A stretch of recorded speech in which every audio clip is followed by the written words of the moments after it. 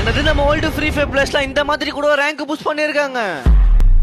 Guys நானும் வந்து பாத்தீங்கன்னா எவ்வளவு மெத்தட்ல வந்து பாத்தீங்கன்னா ரேங்க் புஷ் பண்ணிருக்கேன். ஆனா வந்து பாத்தீங்கன்னா இந்த அளவுக்கு வந்து பாத்தீங்கன்னா ரேங்க் புஷ் பண்ணதே கிடையாது. இதெல்லாம் வந்து பாத்தீங்கன்னா ஒரு ஆதி காலத்து மெமரிஸ்னே சொல்லலாம். ஓல்டு பிளேஸ்ல வந்து பாத்தீங்கன்னா அப்பயே வந்து பாத்தீங்கன்னா எழுதி வச்சுட்டு போயிட்டாங்க. என்ன ப்ரோ சொல்றீங்க, அந்த எழுதி வச்சது இன்னமும் இருக்கா ப்ரோ அப்படி கேட்டீங்கன்னா இந்த காலத்துல கிடையாது.